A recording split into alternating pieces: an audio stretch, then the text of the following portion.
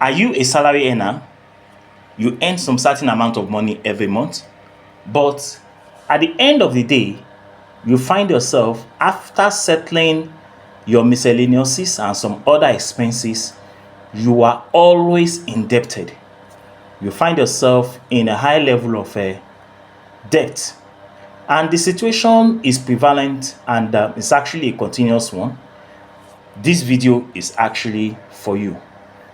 You can use your salary to build your wealth, or you can simply use your salary to pay your bills at the end of every month. The choice is actually yours.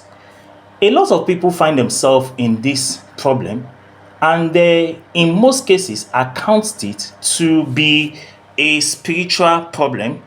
That is, there is actually an unforeseen forces or terrestrial power that is actually responsible for this problem.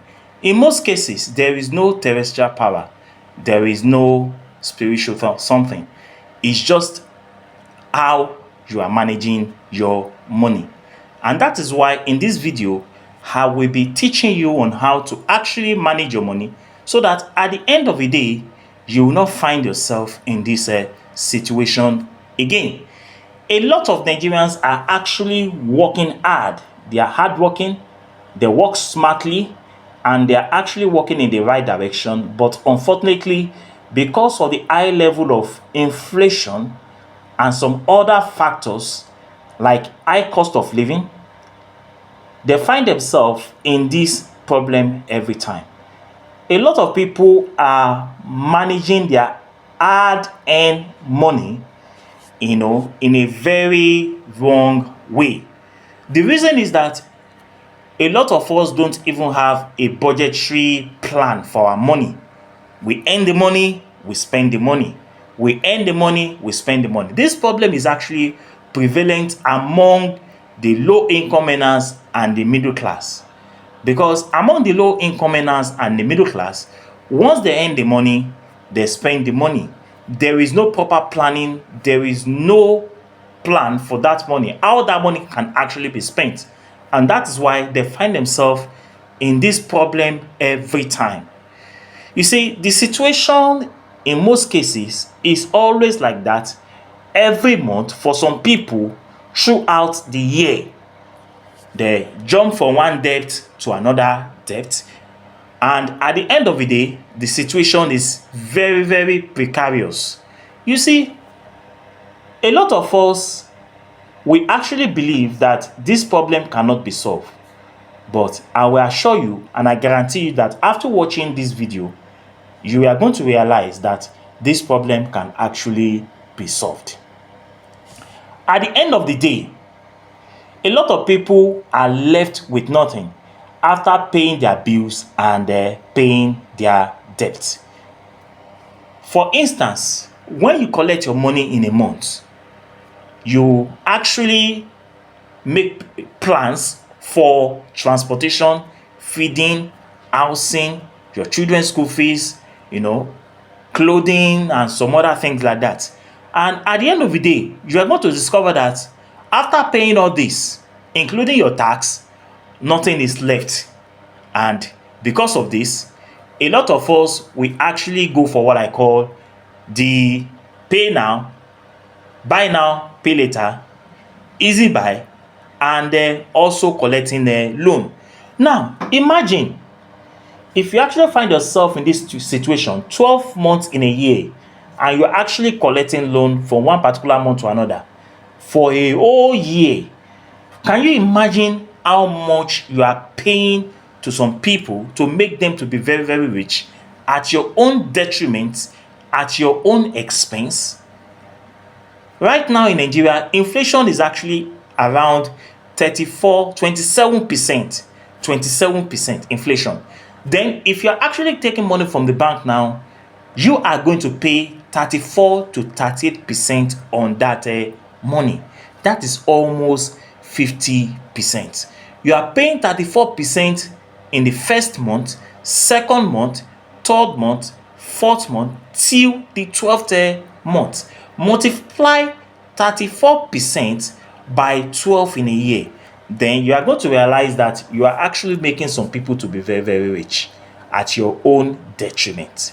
So, in most cases, a lot of us are creating wealth for other people, and that is why most of these banks, most of the buy now, pay later, easy buy, and those that actually offer you that loan on the internet, most of them are flying private jets. They are living their life to the top. They are eating good food, living expensive and very nice apartments.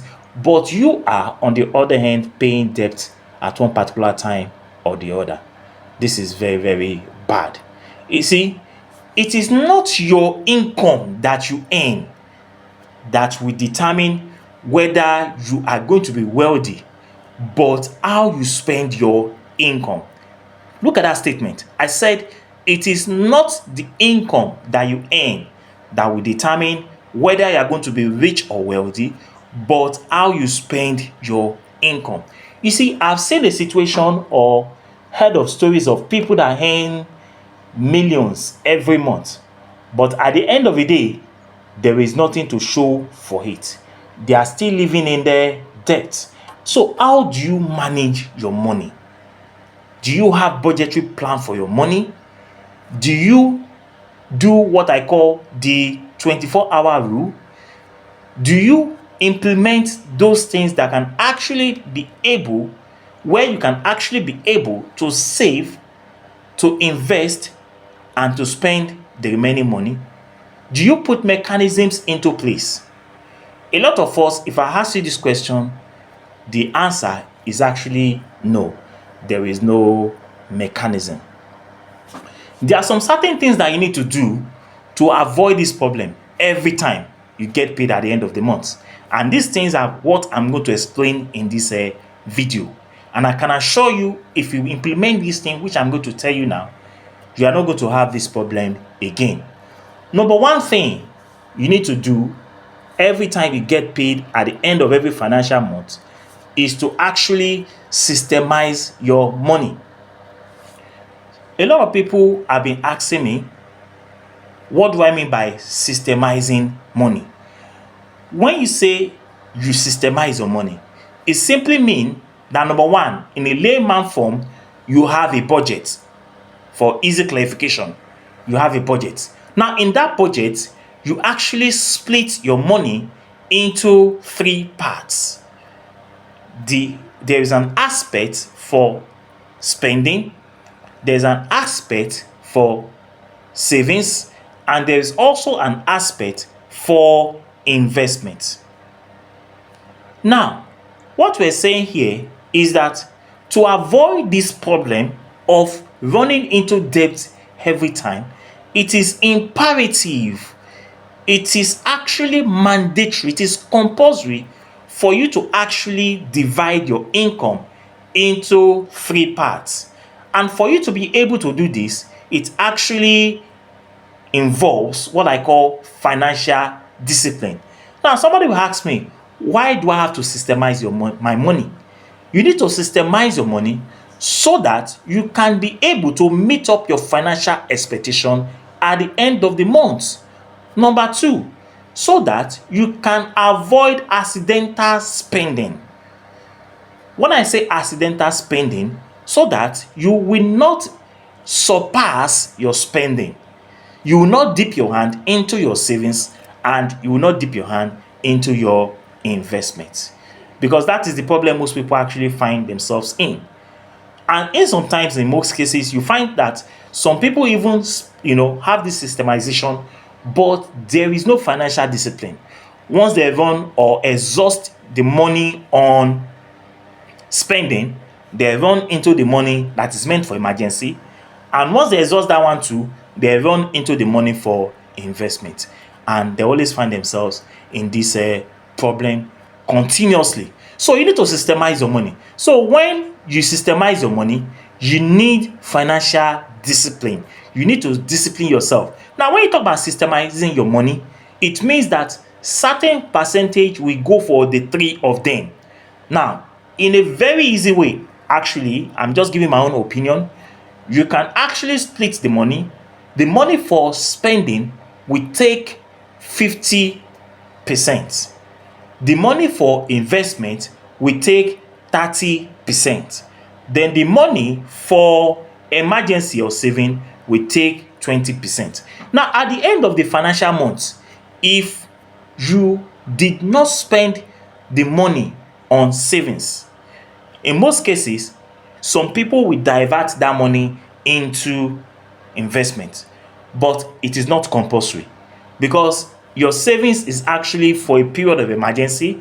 In case life actually happens, you should be able to take care of yourself without depending on anything at all for the next 3 to 6 months. Even if you don't have any job, you are well secured. That is systemizing your money. So when you talk about systemizing your money, you are dividing your money into spending, savings, and investments.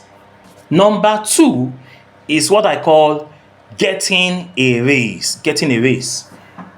Now, in most cases, a lot of people actually complain that they are not, well paid in their office, and the money they are getting as a salary or income is actually very, very small or very, very low. And that's why they find themselves in this financial mess. There is actually a way out. Now, for you to actually have a way out in this situation, you need to create a value for yourself in your office. When you actually create a value for yourself in office and you make yourself indispensable, you can actually, in this situation or condition, ask for an increment in the office. But before you do this, you need to justify your value, because before you can actually make a request for a raise in the office. Now, apart from requesting for a raise in the office, you can also do what I call side hustles, or you do what I call side business.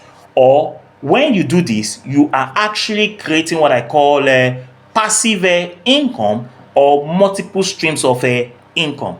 In other words, you are not earning salary from only your primary source, you are also getting money from other sources apart from your salary that is paid at the end of every month. So, getting a raise in the office or in your job will probably solve some of your financial challenges. Do you see? It will actually or probably solve some of these financial challenges. So, unfortunately, also, in most cases, we discover that even when people actually have this pay raise at the end of the day, they always actually increase their financial responsibility. Some people will say, more money, more problems. More money, more problems. That is, the more you have more money, the more your financial responsibility will increase. Because that is why, or in most cases, some people will remember, I need to change my car. Where I'm actually living is not good enough. I need to park to Lekki. Some people will say, my children's school, where they're actually going, is not good enough. I need to change their school. Now, they fail to understand that when you do all this, you are actually increasing your financial responsibility. So, the issue here now is that the more people make more money, the more their financial responsibility is going to increase. But if you are actually rational, if you have financial education, you understand that this is actually the time for you to save more. This is actually the time for you to invest more. You also discover that in this issue, the more money you actually make, the more credit facilities or access you have to borrow money from the banks or other financial or mortgage financial institutions, the more easier it becomes for you. So in most cases, people are always tempted to request for more money. And when they ask for money, or they go for a loan, or buy now or pay later or easy buy, they are actually making other people to be rich. So you need to be very, very cautious even when you are asking for a raise in the office, because in most cases, people will always increase their financial responsibility. But this should not be your plan. You need to have better plans, because right now we assume that you have financial education, and when you earn more money at the end of the day, you need to increase more in the area of savings and more in the area of investments. Number three things you need to do is to be smart with your debt. To be smart with your debt. So if you want to manage your money very, very well, and you want to avoid this financial pitfall, or a situation where you have holes in your pocket, or you're unable to manage your money properly at the end of every financial month, then you need to be smart with your debt. The reason why I decided to put this as number three is that hardly can you see somebody working in an office that doesn't have one debt or the other. You find out that people are always indebted, whether big or small indebtedness. They always have somebody to settle in terms of debt and some other things like that. So you need to be smart with your debt. Now, when I talk about being smart with your debt, it means that in order for you to create wealth, you need to pay up your high interest debt. In Nigeria now, like I said earlier, if you are taking any loan from the bank, you are paying about 34 to 38% as interest on the loan. So for you to escape this situation or problem, you need to pay up that debt. Another thing is that after paying your debt, you can now begin to invest your money at that particular time. So there are various ways through which you can actually pay your debt. We have what I call the avalanche method, or we have what I call the snowball effect method. Someone will ask me, what do I mean by avalanche method and snowball effect method? Now, when you talk about avalanche method, you are saying here that for you to settle your debt, you start paying the debt from the highest. That is, your debt that actually attracts the highest interest will be the one you tackle first, then followed by other lesser debts that has lower interest. That is avalanche debt payment. Then you talk about a snowball effect payment. It means that if you go to settle your debt, you start from what? From the lowest to the highest. So it depends on your preferences, or it actually depends on your choice. You can take the avalanche method or the snowball method. So when you borrow money from financial institutions, you need to understand that you are making some people to be very, very rich, and you are actually creating a hole in your pockets. Number four is how to invest your money smartly. How to invest your money smartly. You see, a lot of us, we don't invest, and unfortunately too, we don't have savings. Once we get the money, we spend the money. But you need to learn how to invest your money. If you want more on this video, I've done videos on these areas in which you can actually invest your money, because there are so many areas you can actually invest your money. You can invest your money into crypto, you can invest into real estate, you can invest into stocks, you can invest into shares. There are so many. You can invest into startups, as an entrepreneur or a business owner. You can actually invest into multiple streams of incomes, just to generate or have what I call financial independence.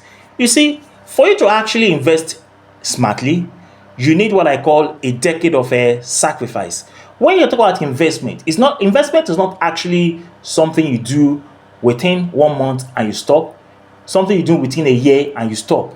It starts small. When you start making the money, it looks as if the money is very, very small. But along the line, you realize that the money is going to compound higher. So when you talk about investment, we're talking about a decade of sacrifice. It's something that you have to do for a longer period of time, that when you start, it looks small, but after 3 years, 4 years, 5 years, 6 years, 7 years to 10 years, and even above, that money is going to compound. Let me give an instance. Assuming you have the privilege of investing 10 million naira in 10 years, that means that you have been able to invest 1 million per year. At the end of that 10 years, that money will have compounded. And by compounding, it means that after 10 years, you are going to get like 23 million naira after 10 years, because your money will have actually compounded. That's a big amount of money. That's what investment is actually talking about. So it's actually a decade of sacrifice. It is not something that you do within a short period of time. So if you have the likeness for investments, if you want to go into investment, you need to understand that it's actually a decade of sacrifice. So you could build strategic wealth when you actually invest your money. So when you go through this decade of sacrifice, you are actually building wealth strategically, because at the end of the day, your investment, your wealth, your money should be able to fund your lifestyle, which you have actually denied yourself at the beginning when you started that investment. So you could invest in the stock market. For example, we have the S&P 500. One of them is the SPY fund, the S&P 500. We have Dow Jones. We have ETFs, that's equity trust funds. We have index funds. We have mutual funds. We have a lot of them that you can actually invest your money into. All you need to do is to meet your portfolio investment manager, and he will give you a professional advice on where you can actually invest your money. So for you to actually go into investment, you can actually be an active investor or a passive investor. Now, let me give you what do I mean by a passive investor and an active investor. When you say somebody is actually an active investor, it means that he has an idea, an experience, knowledge about how the market actually functions, about the companies that is actually investing his money into. He does a lot of research and other things before he actually involves his money into investment. So he's actually the one that decide when to invest and sell his portfolio investment. That's an active investment. The return on active investment is actually high, but the risk is very, very high.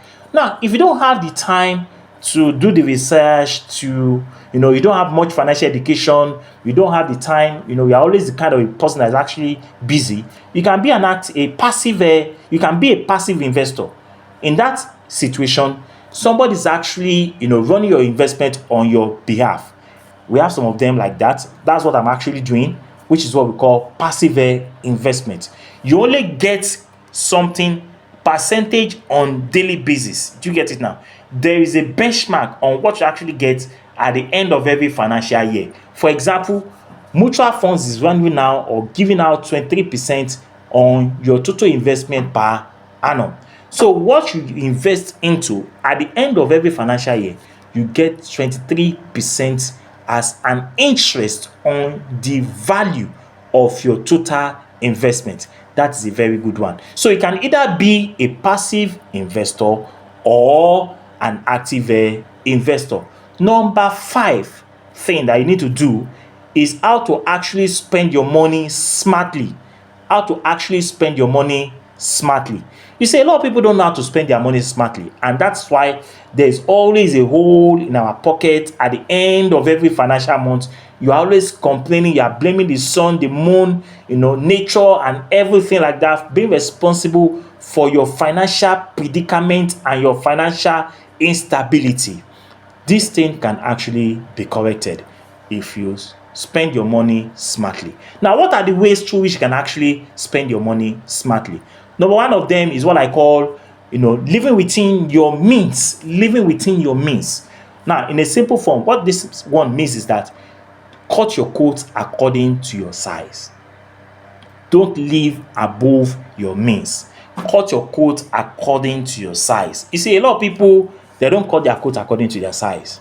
For example, you are earning 50,000 naira, just an instant, you are earning 50,000 naira and you are spending 70,000 naira in a month. That means you have a deficit budget. and you have to fund that 20%. And how do you fund that 20%? You have to borrow money. When you borrow that money, you are making other people to be rich. So live within your means. In most cases, some of us, we invite financial burdens upon ourselves simply because we want to measure up with the society. We buy cars when we don't necessarily need the car.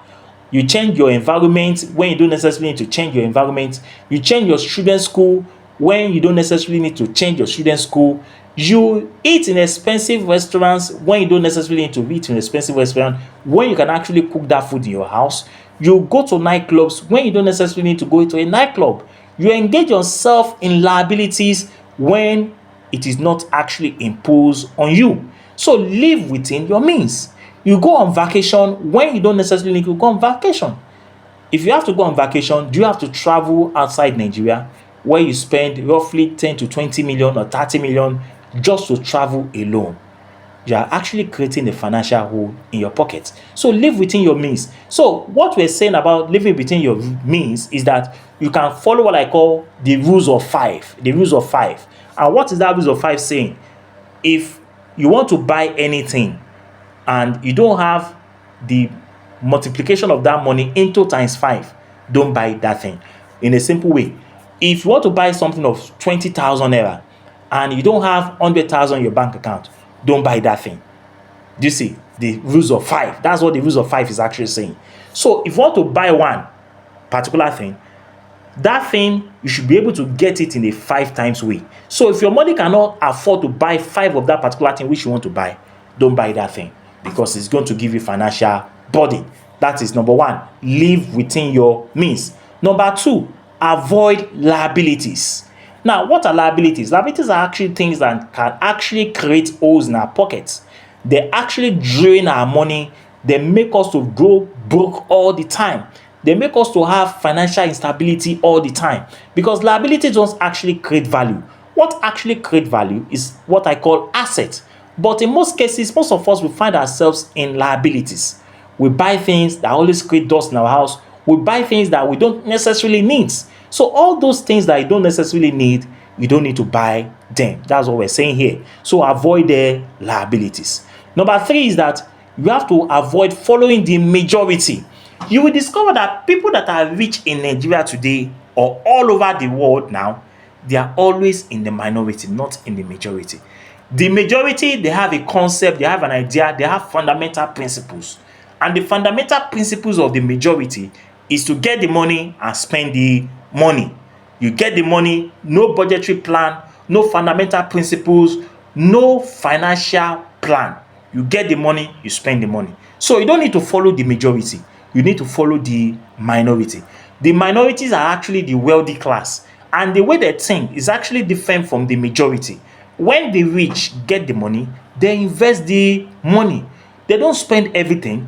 But when the average or middle class or the lower class people get the money, they spend the money. They don't even remember tomorrow. They don't remember that tomorrow there might not be anything. They don't remember that there will be a time they will not have that strength to move around again, to do whatever they were actually doing when they were actually young. So once they get the money, they languish everything. They spend money extravagantly. They live a fake life. They live a fictitious life. They live a life of what I call a mirage.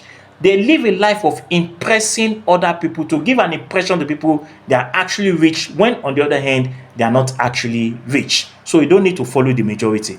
Then number 4 is that you need to systemize your money. Systemizing your money will actually help you in the sense that once you get the money, you split the money into investment, into savings, and into spending. Certain percentage will go for spending, certain percentage will go for savings, certain percentage will go for investment. And your savings is actually for a period of emergency. Your investment money, you don't touch your investment money. If you want to make wealth, if you want to become wealthy, this is the principle. You keep buying, you keep investing. Every financial month, you keep investing. No matter how small it is, just keep investing. Just keep investing. Just keep investing. At the end of the day, that investment is going to make your life a difference. Number 5, which is the last one, is that you have to avoid what I call impulse buying. Impulse buying. For you to be able to understand this thing properly, You need to follow what I call the 24-hour rule. What the 24-hour rule is saying is that before you buy anything, give yourself 24 hours to think about it. Don't buy anything impromptu. Don't buy anything on impulse. When you talk about buying things on impulse, it means that something, there's always this thing that is always propelling people to buy. For example, now maybe you have about 5 million naira in your savings account. Most of us will that, man, I've actually arrived. Then let me buy, something for myself. Let me buy, a car. Now I can buy a Tokumbo car, or I can buy an expensive wristwatch. I can buy an expensive phone. After all, I have 5 million naira in my savings account. It doesn't work that way. That is not the way it works. In that situation, you are having what I call an insatiable urge for what? For ostentatious or flamboyant things. You have what I call impulse buying. So for you to be able to become wealthy, for you to be able to become rich, for you to be able to have what I call surplus value, you must avoid impulse buying, because impulse buying will actually create a hole in your pocket. So if you actually adhere to all these things I've actually stated, these 5 principles which I've actually stated in this video, you are going to see that at the end of the day, you will never find yourself in debt any longer.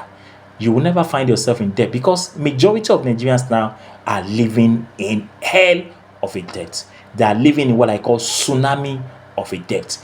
They are living in the ocean of debt, and every day a lot of people are drowning in debt. I'm not saying debt is not good. If you have something good that you want to use the money to do, you can actually invest that money. But if you don't have anything tangible to do, if you are just getting that money, borrowing that money just to impress your friends, just to make, just to impress people, just to give an impression that you are rich, then you don't need to get that money. So if you want to be wealthy, if you want to live in financial freedom, if you don't want to be indebted again, follow these 5 principles. And I believe at the end of the day, debt will become a thing of the past in your life. So I believe I've actually gained something in this video. If I've actually gained something, this is now the time for you to subscribe to this channel. Till I see you next time, thank you so much, and God bless you all. Bye-bye.